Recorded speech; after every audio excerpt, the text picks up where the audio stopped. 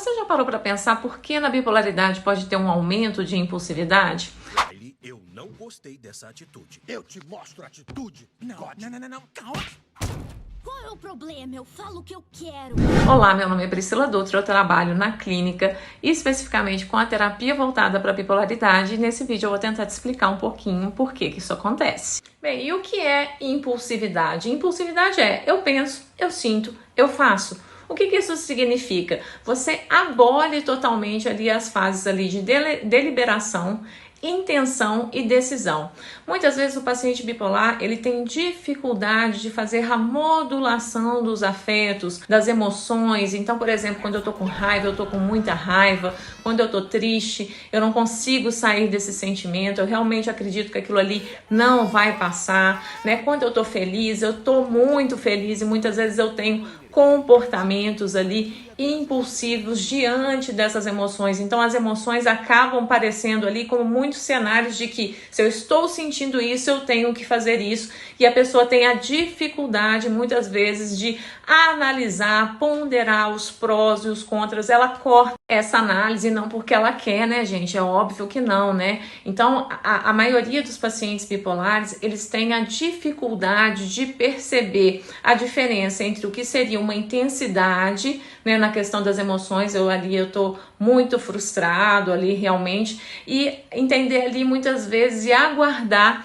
essa questão da emoção passar, né? Então confunde-se muitas vezes a intensidade daquela emoção com um sinalizador ali de que eu devo agir. Então, essa impulsividade, ela pode acontecer nas fases de mania, de hipomania, na depressão mista, né, nos estados mistos, né, e geralmente é uma modificação na relação ali dos comportamentos que ela emite, relacionado, por exemplo, a gastos, a libidos, ao uso de substâncias, álcool, comida, até na forma dela se relacionar com as pessoas. Então, de repente, ela pode se tornar aquela pessoa mais impaciente, aquela pessoa mais incisiva, que ela é a dona da verdade, que é ela que sabe tudo, né? E ela começar realmente a ter prejuízos ali nas relações dela por conta dessa impulsividade, dessa dificuldade, né? Então eu faço e aí depois eu penso, e aí ela vai colhendo muitos prejuízos, né? É uma fase ali delicada que muitas vezes a pessoa acaba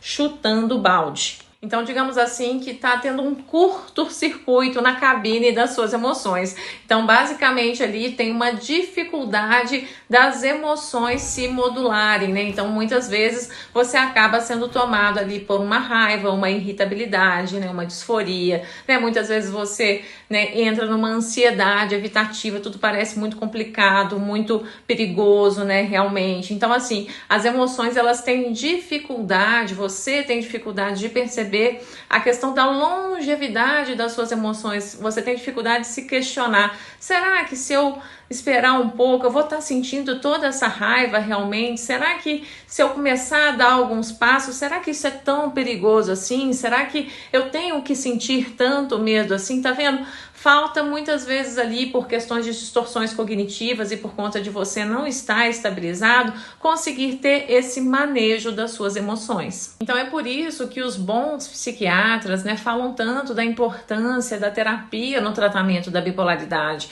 Há todo um trabalho, né, do profissional para mudar perspectivas muitas vezes enviesadas do paciente por muitos anos sem tratamento, muitos anos, né, com os comportamentos e pensamentos enviesados pelo transtorno. E a TCC, ela tem várias técnicas para psicoeducação da doença e também para aprender a fazer regulação emocional. É na terapia que esse paciente vai entender, né, como sair desses estados ali muitas vezes de impulsividade, né? Então tem tantas técnicas que a gente pode utilizar com o paciente, né, no sentido dele aprender a analisar mais vantagens e desvantagens, de não ser guiado só pelas suas emoções, mas de aprender a ponderar, de aguardar muitas vezes antes de tomar uma decisão decisão importante, de não ser tão 880. Então, se você constantemente percebe prejuízos de uma certa impulsividade ao longo da sua vida, né, tenta se questionar, né? Muitas vezes, por exemplo, diante de emoções intensas, uma regrinha simples que você pode adotar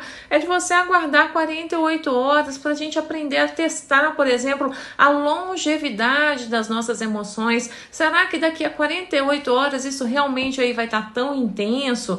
Né? Será que muitas vezes você já não agiu dessa forma em outros contextos e acabou se arrependendo? Né? Muitas vezes na nossa vida, esse processo de autorreflexão, de metacognição, da gente pensar sobre o nosso próprio pensamento e a nossa emoção e não ser comandados mais por elas, né, realmente faz muita diferença, tá? E acaba que muito dessas reestruturações cognitivas, não tem dica que eu coloque aqui, é terapia. Então pare de fugir do processo da terapia, processo pelo menos na TCC, né, tem início, meio e fim. Então assuma o comando da sua cabine, né, e não seja mais governado pelas suas emoções em curto-circuito. E aí, se você gostou desse vídeo, me mata aqui uma curiosidade e inclusive faz um favor para as pessoas pararem de achar que bipolar é uma hora fica alegre, outra hora fica triste. Coloca aqui para mim nos comentários quais eram as emoções que você mais tinha dificuldade, às vezes ali, de lidar antes do tratamento medicamentoso e a terapia, e que agora você consegue modular com mais facilidade, enfim, que você consegue lidar melhor com essas emoções. Coloca aqui. Um abraço e até o próximo vídeo.